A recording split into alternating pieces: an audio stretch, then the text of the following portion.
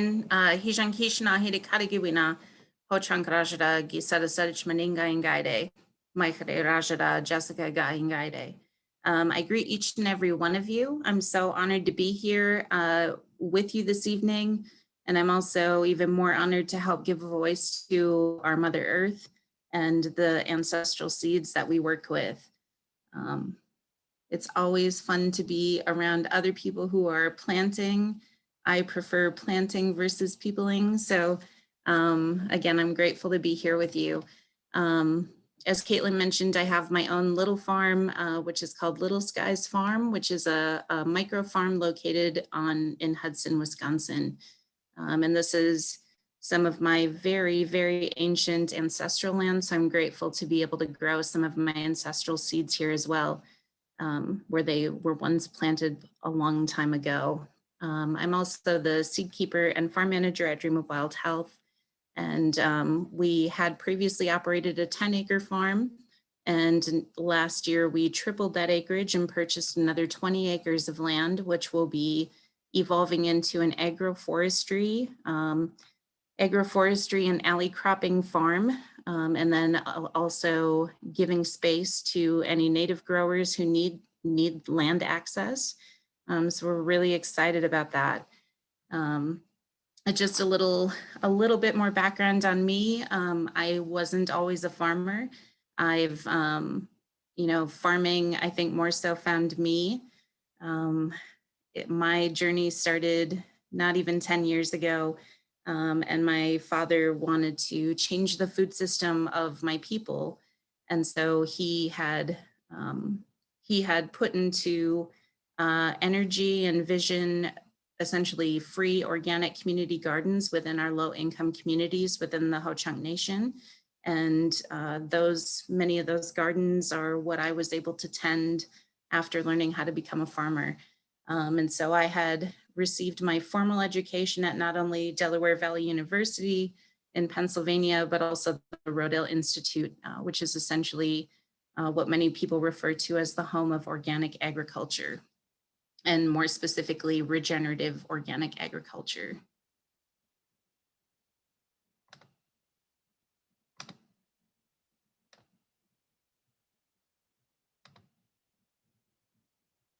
All right. So we can't talk about soil health unless we know what soil is. So soil isn't just the stuff that gets stuck in our boots. And there's actually a huge difference between soil and dirt. So hopefully by the time we're finished here this evening, you'll have a better idea of what we're working with. Of course, soil is where it all begins.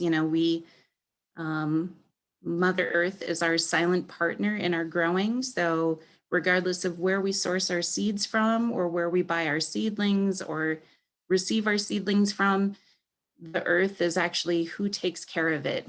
And so that's why it's so important for us to take care of her.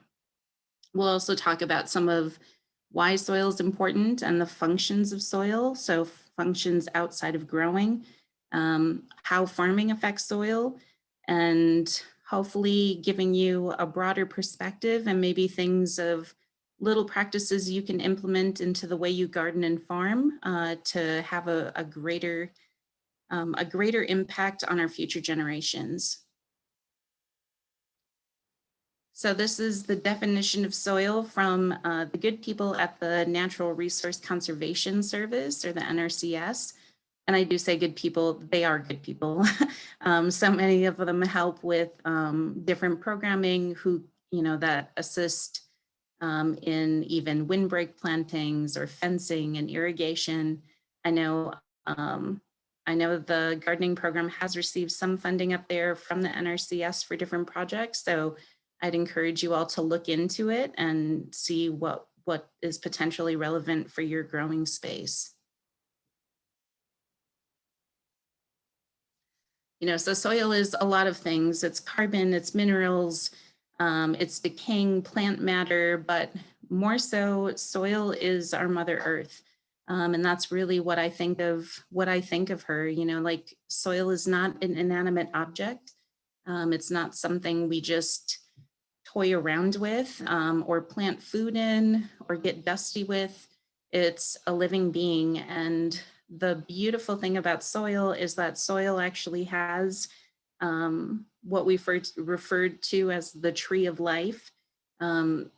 As what we see above ground, thinking of looking outside your window and looking at all of the living beings that are outside, the soil has the exact same thing below the surface. And I think that's what's so beautiful about her, is that there's much more life contained within her than what we can see to the naked eye.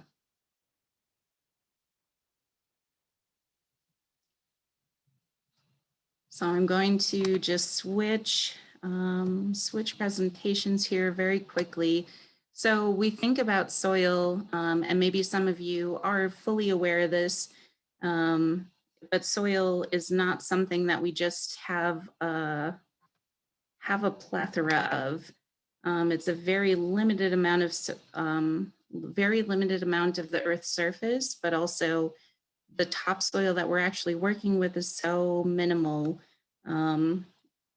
Thinking of soil runoff and erosion, how that's affected us over time, but of course, how it continues to affect us.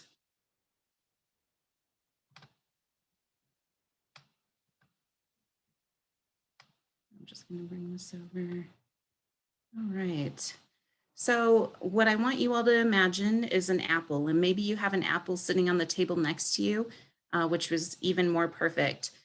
So regardless of what your butchering skills are or how well you think you can carve, this is not something that we could replicate, at least mathematically replicate, but just giving you an image of what's going on or what kind of quantity of soil we're working with. So we're going to envision that apple is the earth. And we're going to start cutting that apple. So of course, the apple, thinking about her as the earth, roughly 3/4 of the earth is covered by water. And so we're going to take a quarter of that apple and set it aside.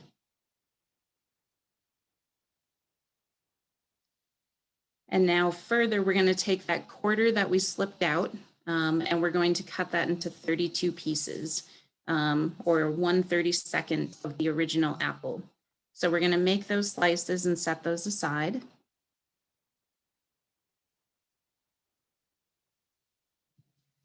And now 1/8 of the original apple is land covered by snow, ice, deserts, which is not available for growing food, leaving some additional apples. So we have 4 more slices left. Out of those 4 slices, we also have to incorporate, our grandfather rocks or our mountains, swamps, and different forested areas that are forested enough to the point that we wouldn't have additional food growth in there. And then we also have to think about man-made development, our houses, buildings, stores, schools, even our roadways going in between all of those places and connecting them. So now what we're left is with 1/32 of the original apple. And if we think about the soil that we can actually grow food in, or thinking of the topsoil, we're left with only the peel of the small piece of the apple. And so, thinking of the size of the apple and spreading that around the entire world, there's not a whole lot left for us to be growing in.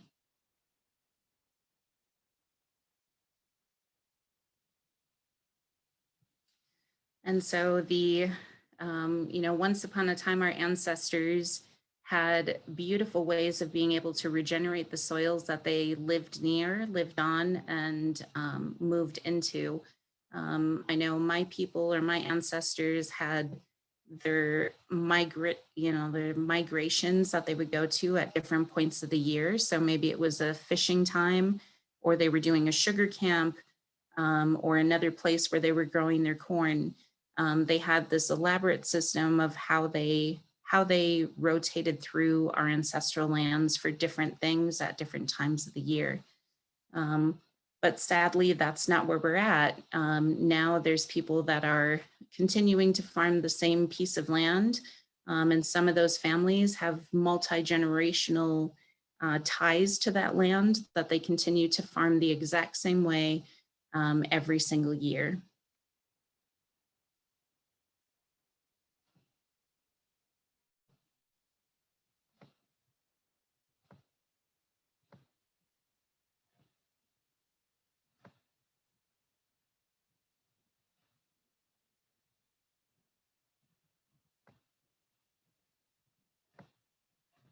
Sorry about all the clicking.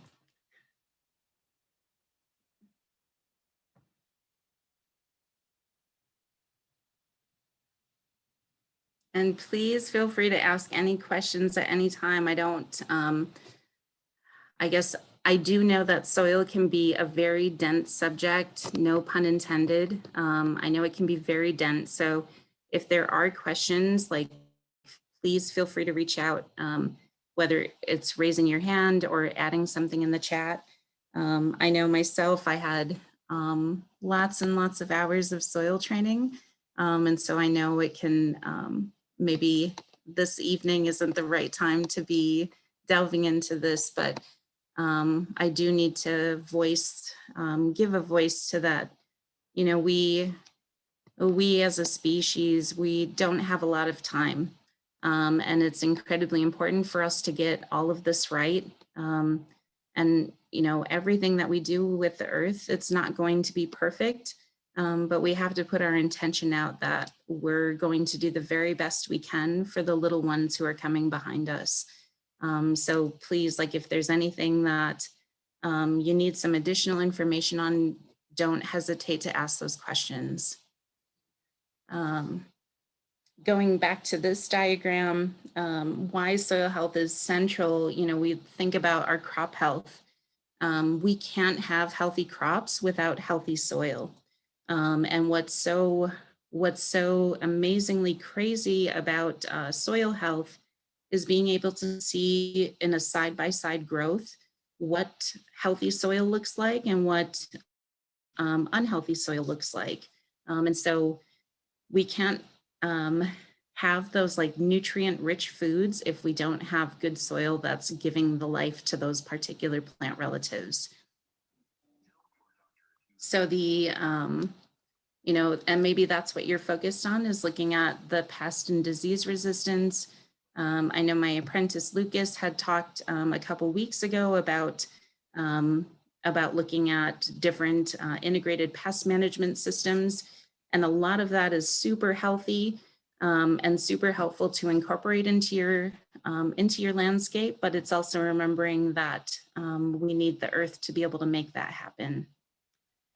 So the food quality, you know, there are lots of different studies that talk about the nutritional information and nutritional benefits of organic foods and the different health benefits that a person can get from consuming those foods.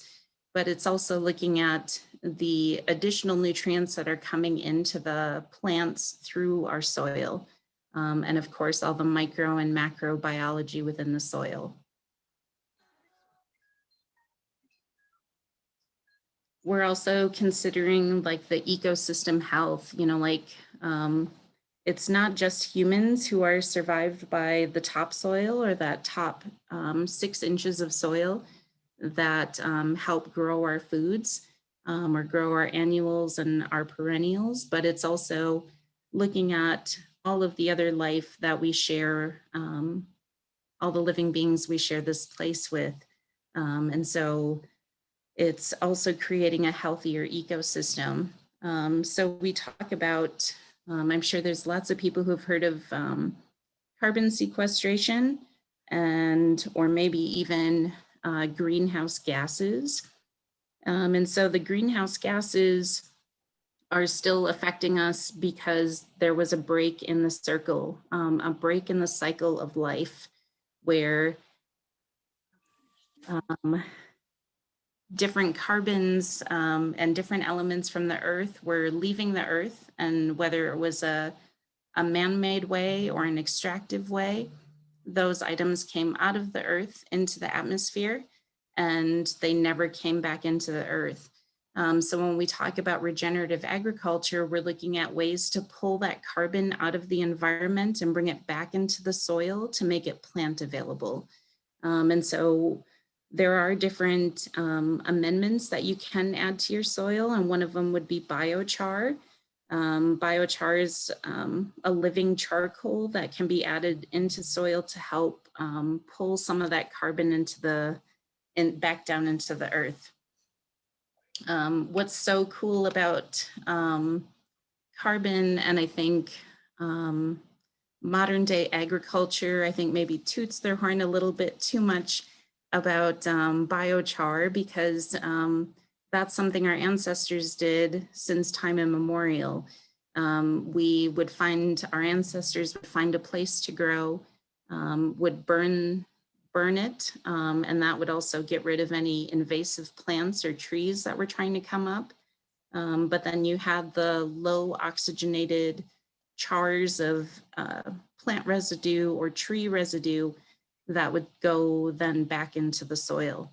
And so, it's us just getting back into our roots. But there's lots of elements of regenerative agriculture that are actually all indigenous practices.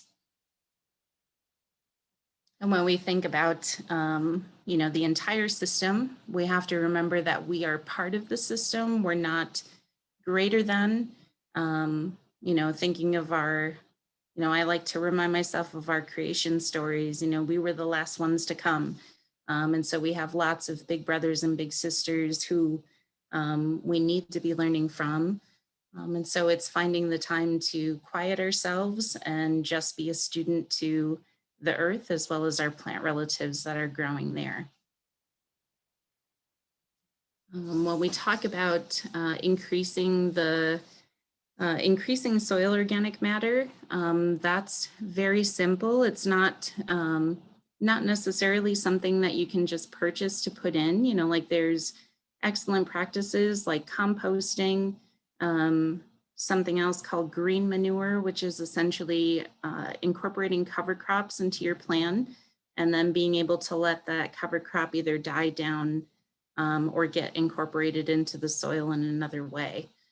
But one of the best ways to do that is if you're, I know myself, I love growing with corn.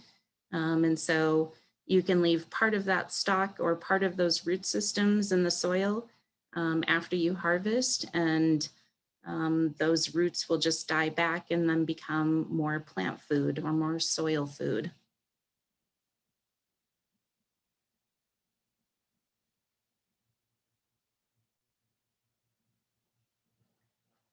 So there are tons and tons of soil functions. And of course, thinking about that tiny peel of the apple, there's not a whole lot of soil, but there's a lot of things that depend on soil. Water purification is one of them. And I'd like to give you an example of just something at Dream of Wild Health. So I had joined the team at Dream of Wild Health about 2 years ago, or this is my third season with the organization. And once upon a time, we had this one field that was essentially a lake. And the very first year I was with the organization, it took so long for that soil or for that water to filter. And so thinking about it as a system, it's like, okay, well, there's compaction because there's definitely challenges for the water to filter down through the earth. But we also had bare soil. And so it's being able to add those cover crops or other amendments during the growing season or after you've taken your crops out that will help continue to build up the soil and help open up those, essentially aerate the soil and create aggregates so that way the water can filter through. What I was so grateful for is this year we had, just a rapid thaw and a rapid melt, and I was afraid that we were going to have another lake, and boom, we don't. And it doesn't, it's something that'll take some time, but it does happen very quickly. So not only are you thinking about planning your garden as what vegetables you're going to grow during the growing season, but what are you going to grow in the off season? And you want to make sure that we blanket the earth as well as we can before winter comes in, and just let her stay covered in an attempt to keep the soil in that space. I think a good analogy for thinking about soil health is and wanting to keep it covered and taken care of is if somebody pointed to you and said, I want you to lay on the couch and I want you to watch TV and don't get up until I tell you to. And 6 months later, that person comes back and they say, okay, it's time to get up off the couch and I need you to go run a marathon. There's probably a handful of people in the world that would be able to do that without any type of training and getting straight up off the couch to run a marathon. Or it's the same situation. Somebody comes and tells you in 6 months, I need you to run a marathon. And so you take every single time that you can to train, build up your muscles, build up your endurance. And then when marathon day comes, you're able to finish strong and finish in a good way. And so, thinking of regenerative agriculture, that's the training up. We're adding different elements to the soil and planting different other living beings in there to help stabilize the soil and prevent erosion. And no offense to conventional agriculture, but conventional agriculture is essentially soil. I need you to sit there and I'll be back in 6 months to take care of you. And so thinking of taking all the time you can to train and build up your soil is going to help you in the long run. And Jessica, a question related to that. Elizabeth was wondering if you recommend rotating cover crops. Absolutely. So everybody's soil is different. What works for me at my home farm doesn't necessarily work at Dream of Wild Health and vice versa. And so you'll want to look at your soil. Maybe you have sandy soil or clay soil. And Caitlin, it's pretty heavy clay up there, correct? Or... Yes, Erica's nodding. Erica would know. Sorry, Erica. No, sure. It's all good. Yeah, so like with the clay, I've planted into clay as well. And so what I've done is in clay, I've used essentially like a tillage radish or a daikon radish and even an oilseed radish. But you can plant those to help sort of break open a little bit of that compaction that you may have. Because with clay soil, even stepping on it, you can tell that there's like some compaction going on. But keeping your soil covered, I think when I was working in clay soil, I had, something below the soil to help with the compaction. I had a biomass, so I think I had like a ryegrass or a winter rye. So something to just add that the biomass to it. And then I was going to have corn go in this one area. So I also had a legume. And so the best way to do it with cover crop or with any plants in general is thinking about biodiversity. There's so many different cover crops that work well together. Like oats is a very good nurse crop. So if you have something that's a little tender, you can plant an oat with them and it'll just help nurse that little baby crop along. But there's cover crops is also a double-edged sword, and I don't want you to stay away from cover crops. It's also knowing that if you let it go, sometimes the cover crop can be your new problem. And so you want to make sure that maybe you're working with a winter kill cover crop so you don't have to worry about it after the winter. But if you have something that'll go through the winter, like something like a hairy vetch, which is another legume, or a winter rye or winter cereal grain, those will come back, and you'll want to get ahead of it and mow it in the springtime before it goes to seed. I know something that we do at Dream of Wild Health is we do allow the plants to go just as they're about to senesce, or just about when they're going to go to seed. That's when we'll mow it. But then we've also had the youth practice with seed keeping with the cover crop. So we can take some of those seeds from there and then plant them again in the future. But great question.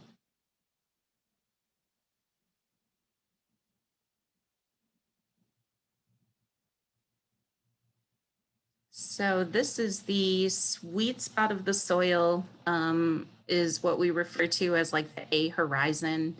And I hope you can see my cursor, but it's essentially that top 10 inches, hopefully. I know a lot of people talk about like the 6 inches or the 1 inch. And so this is like your sweet spot in here is all the darker colored soil, or the humus colored soil. And so that's essentially where our plants are rooted, or especially our annuals. So making sure that all of that looks healthy. Clay soil is going to be a little different, so don't be disappointed when you see that. I think the most beautiful thing about clay soil is that clay soil is so beneficial with seed keeping, because there is moisture sort of locked in below the soil, and it really creates some really strong plants that end up producing really strong seed for the future. So if you were to take a shovel and sort of just go one shovel head down and sort of pry it open, you can look to see sort of what your soil looks like as well. And as you get further down, there are stories of that A horizon getting even bigger with different farming practices. So, maybe it's a tiny little block that you see, or like that's like half an inch. Just continue to work on it and help it in any way that you can. So that way, in the future, that A horizon will just keep getting deeper and deeper. Here's another example in this other image of unhealthy soil, or soil that's managed conventionally, versus on the right, something that's managed with like a no-till or reduced till system. And so I will say during during my time at the Rodale Institute, I spent one fall harvesting soil cores. And so there was a machine hooked up, or an implement hooked up to the tractor, that would take a soil probe down 36 inches into the soil, and then pull up like a clear tube, and you could see all of the breakdowns of the different horizons within that 36 inches. The very best soil that I had seen was in a manure no-till legume system. So essentially what that means is you've got like a no-till or a very reduced till system or a way of farming. But then in the fall, you're allowing some animals to come out, eat what's left of the plants, eat some of that crop residue down, and then leave their mineral deposits on the soil. And so that was an incredibly beautiful, rich soil, very similar to the image on the right-hand side. It was very dark, and 20 feet over was like a till system using the same practices, but was definitely not as dark, didn't have as a dark of an image as the A horizon in this image. And this is, I apologize for the fuzzy photo, but we've got, this is in part of their farm systems trial, which is now in last year hit its 40 years of work. So There's tons of different types of plots. It's organic next to conventional, and then using different systems where it's either a regular till, it's conservation tillage, it's no-till or reduced till. And then of course, each system has their own type of cover crop cocktail that goes on them if there is a cover crop in their system plan. And so the cover crop cocktail isn't something fun to drink. It's more so just looking at a blend of different cover crops that will help build up the soil and get the soil ready for what's going to come in that next season. So this particular image was taken during a drought. Both corn in each system was planted on the same day. They, of course, received the same type of treatment, but one soil plot is managed organically and the other soil plot is managed conventionally. And so it's not that the rain cloud stopped and just went over the organic field. It was, yeah, just the way of farming practices. And this was I know this image was taken very early on in the farm systems trial, but this was, I believe, after more than 4 years of managing the farmland organically. And so there's a huge difference, and knowing how you take care of the soil will help take care of the plants that you're growing.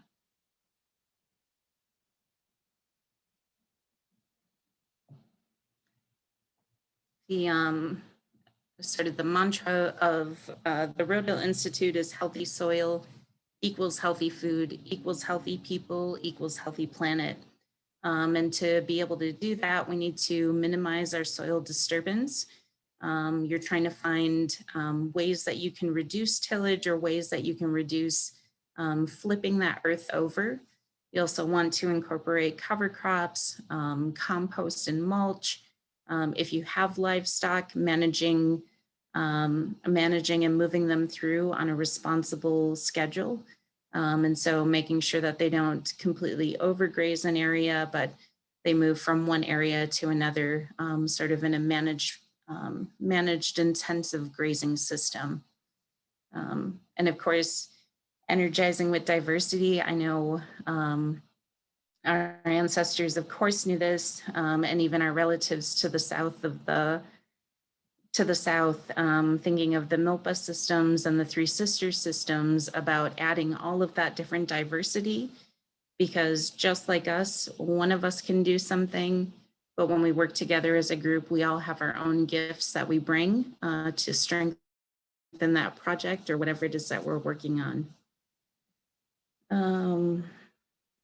Keeping the soil covered. I know if you can't have, if you don't have enough time to be able to work in a cover crop or get it established, you can always use hay or other biomass that you can add on top of the soil just to make sure that it's not going to leave your area in the form of, or with the wind or with the rain.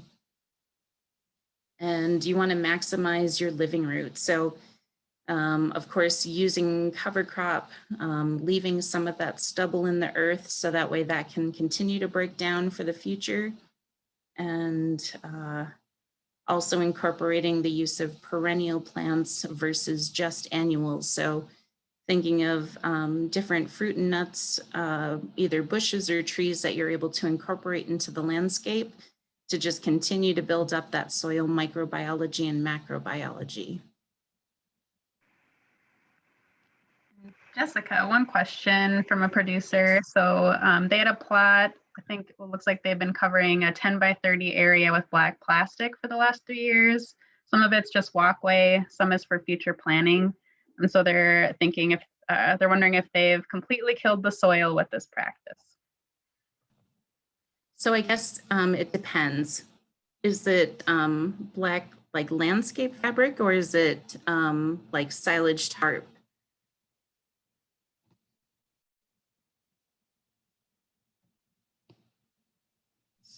Okay, they said tarp.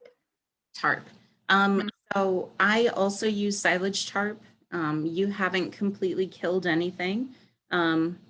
But what I do is leave it on there for a period of time. So right now at Dream of Wild's Health, we do have some silage tarp down, and that's actually to help warm up the earth a little bit, and then be able to use some of our, put some of our early crops into that area.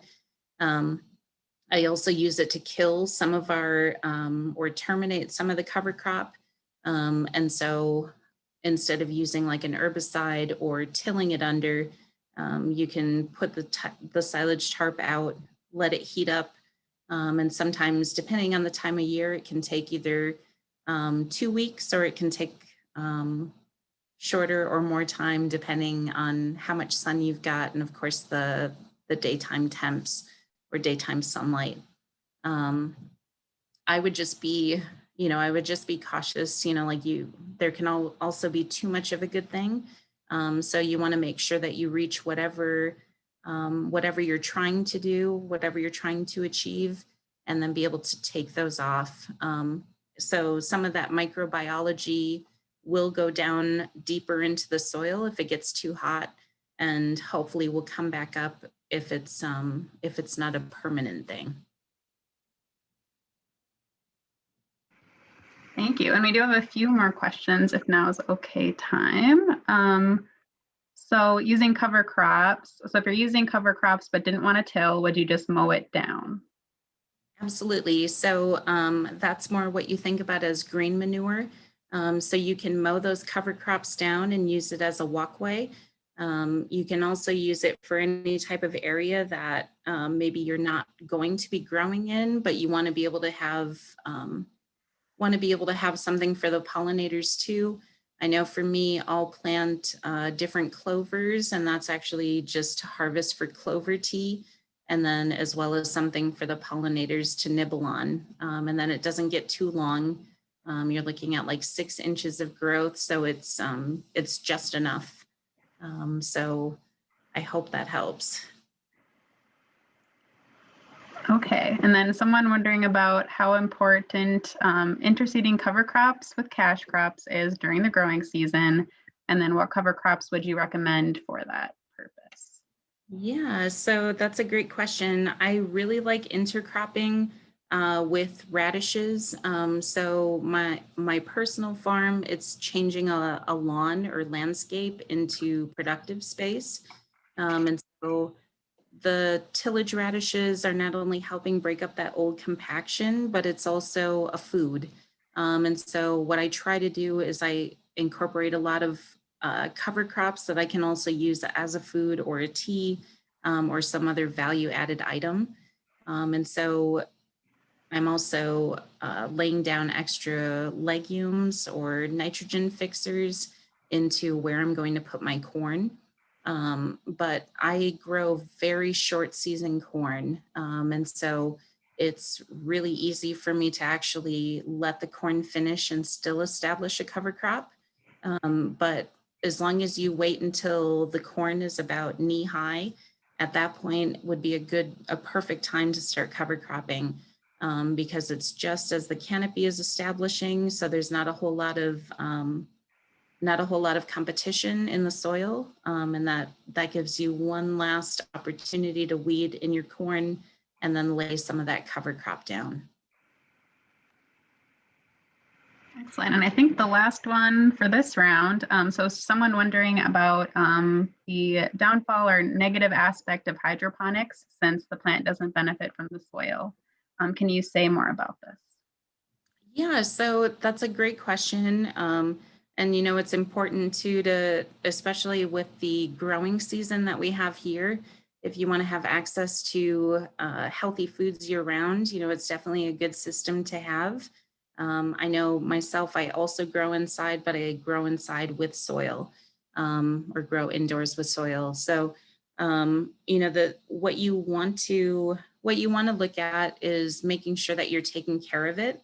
I've also seen in some instances where like tomatoes, tobacco, they really enjoy a hydroponic system. And so some people will actually get them started in the hydroponic system and then transplant them into soil. I'm not sure if anyone's tasted a hydroponic tomato, but you can definitely taste the difference between a hydroponic tomato and a soil grown tomato. So it really depends, but with our leafy greens, there's so much you can do. And there's, of course, different amendments that you can use. And I guess it really just, you have to look at what's important to you. If it's more important to be able to have food year round, which it is, I think I'm totally with you on that. But also thinking of the environmental toll that the additional water is taking, depending on what type of hydroponic system you're using.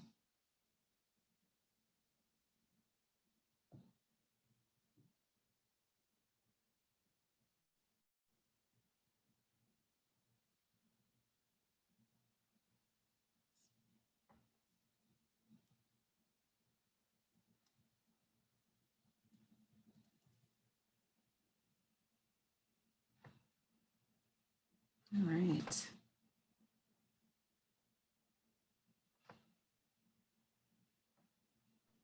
Well, I have a question. Absolutely. So we're clay and sand in my acreage here. Would you, like where it's clay, should I build it with manure 6 to 10 inches first? Or do you think just getting to that clay? I'm not having any success growing a whole lot. I have to haul in dirt and boxes and stuff. Wow. Yeah, so I know that can be a challenge, Tammy. If you have the means to be able to bring in manure like that at that type of scale, I would encourage you to do it and just get it incorporated, but then maybe having more almost like permanent beds that you're using. I would probably do a longer term cover crop, like even a clover in the walkways. And probably add a little bit of something to help with the compaction. So that way that what'll happen is your walkways, if they're permanent, that compaction will start slowly spreading out into your growing space. And that's the same thing with little driveways and things like that that you have for vehicles. And so I would put a little border down or put a strip in, but maybe something. I think that's what I would do. And I know it's super challenging to grow in clay and in sand. And then when you have both, sometimes you get concrete. No, not really, but sometimes it can get a little sticky in there. So maybe something else you want to consider is even raised beds. So that way you can sort of manage that type of soil in there. I would still recommend trying to help break that top pan of the clay because there are good nutrients inside of there, micro and macronutrients for the plants. And that'll really help also help aerate that soil and get it prepared for the future. Thank you.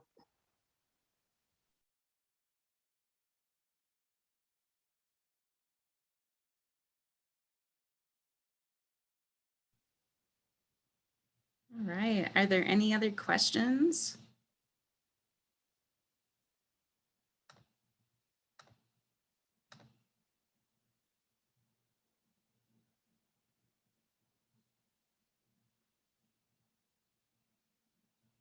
Yeah, we're at about 6:18, so there's plenty of time for questions. If you have them, feel free to just put them in the chat or unmute yourself like Tammy did.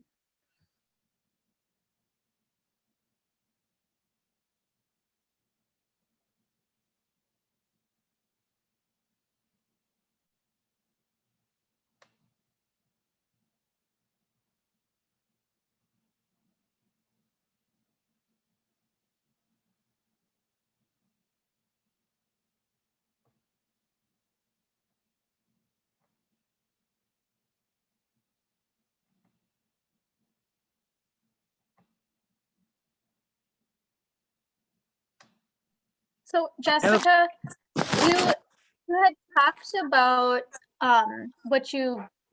some soil testing, but how often are you testing your soil?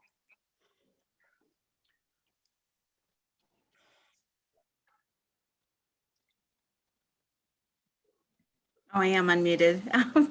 Yeah, so we're testing our soil every couple of years, or at least at the farm. I know just for different food standards and health standards, we'll check it on occasion, and more so it's out of curiosity to see if our organic matter has increased over time, or any other type of beneficials have shown themselves over time. But a really amazing way to do it is actually just looking to see what plants are there already. And so I'm a firm believer at using what you've got, or working with what you have. So there are different, I don't even call them weeds anymore, but plant identifiers. So there's different plants that will show themselves depending on what's going on below the soil. I know here, like lamb's quarter is really good at showing the fertility of your soil. And so when you do have that, you know that you have fertile soil, but it'll also tell you, I know I've seen it and I'm not sure if anyone else has, but there's like little purple spots that might show up on your lamb's quarter. And that's actually showing like a micronutrient deficiency with magnesium and I think calcium.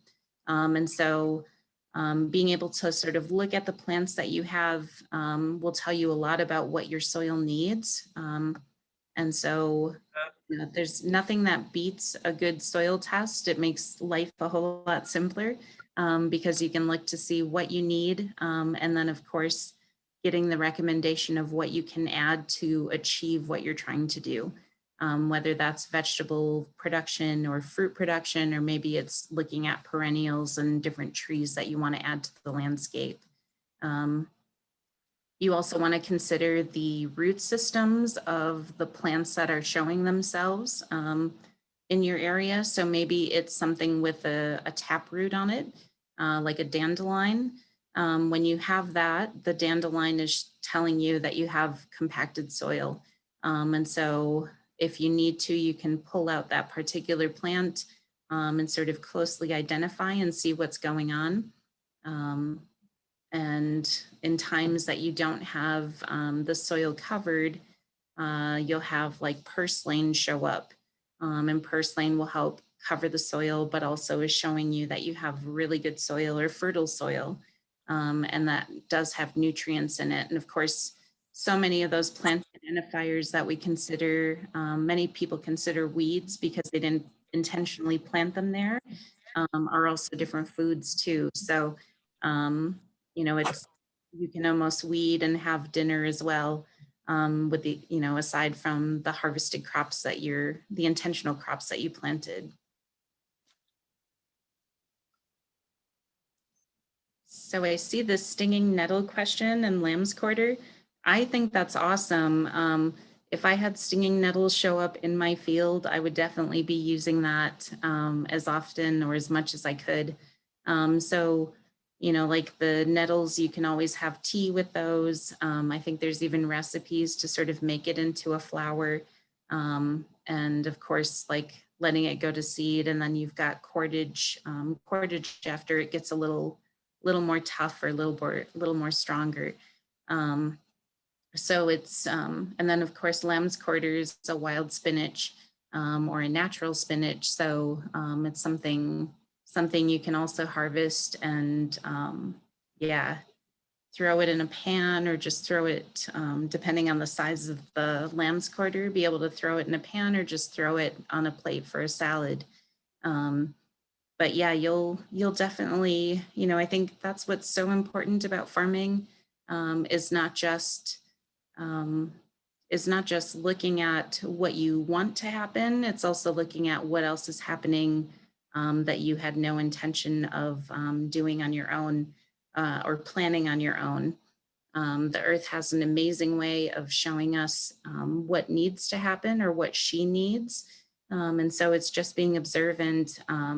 And I think it's also that practice of gratitude, you know, thinking of the free food that's showing up that you didn't plant.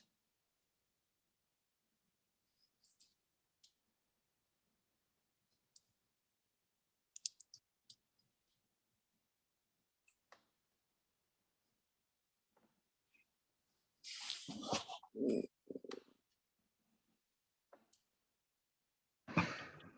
Okay. Mary, Oh, I've- sorry, Jessica. Go for it.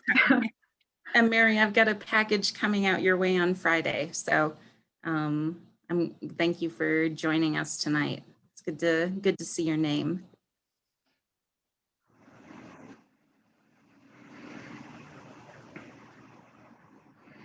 Oh, that's a good question, Esther. So I would even look at the possibility of even changing the way that you're growing or changing where you're growing things.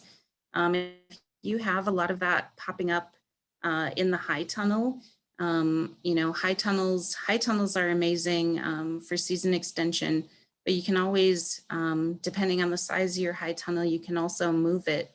And maybe that's where your three sisters want to be planted. Yeah, you have a couple different options. I've never grinded up purslane or lamb's quarter just because of the food value of it. But nettles make a really good compost tea also. And so you let it sort of sit in water and ferment for a few weeks. It may not smell the prettiest, but like I know last year my tomatoes loved it. And so you can take them whole, snip them, and yeah, just let them sit in water and sort of create their own little tea.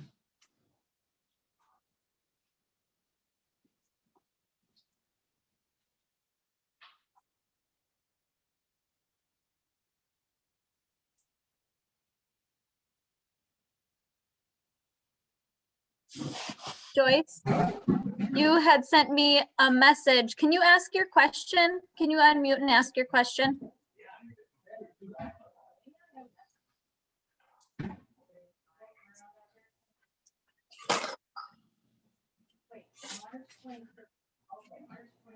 You're still on mute. There you go. Okay. Well, I would like to gather the string from the stinging nettle in the fall. So I was wondering if the person that has all that stinging nettle would share, if it's possible. I'm trying to locate stinging nettle that I can gather the string in the fall for art project.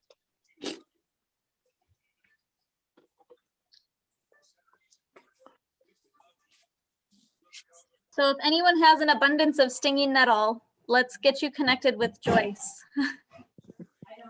Miigwech.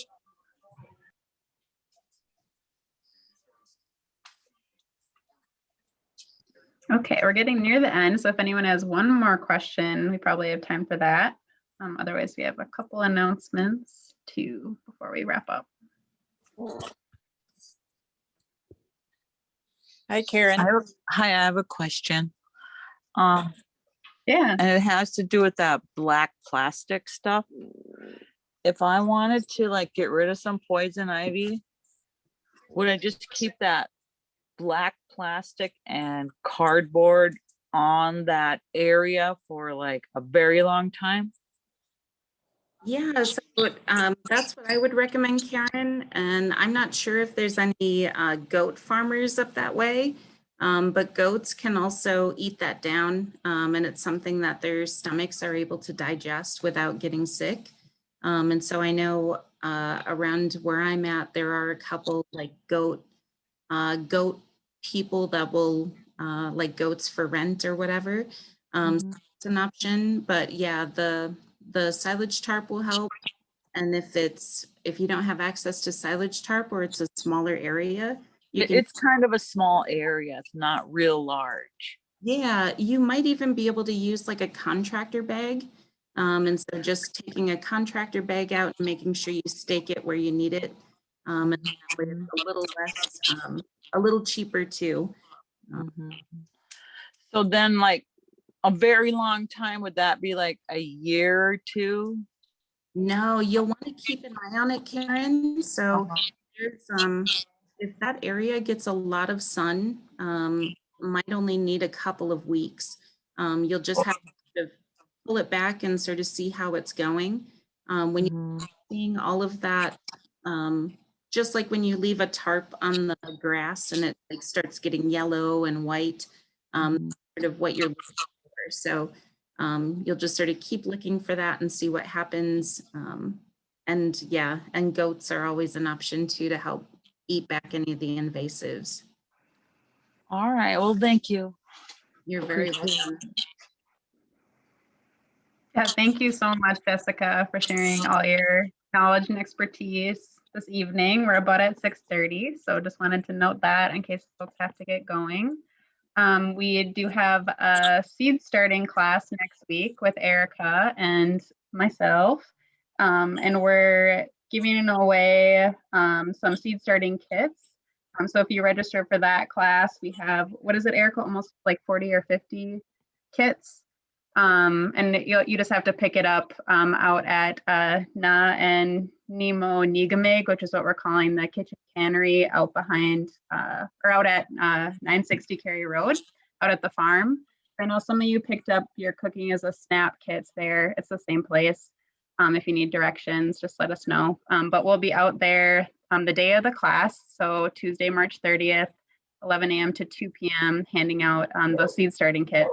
And I think it'll be what, Erica, onions and kale, what else? Cauliflower and cabbage. And you'll get like a mini greenhouse to start things and some soil. And I think you'll just need to add some water. So anything else I'm missing, Erica? Otherwise, I think we are done. Yeah, we good. Thank you, Jessica. Thank you, everyone, tonight. We wait. Yeah, thanks again, everyone, for coming this evening. I so appreciate it. Thank you, Jessica, for taking the time. And oh, I will put that link for the survey in the chat again. If anyone, if you want to fill it out, we'd appreciate it. Thanks, Jamie. See you folks next time. Thank you, Karen. I'll see you Yeah. soon. Good night. Okay, go out, man.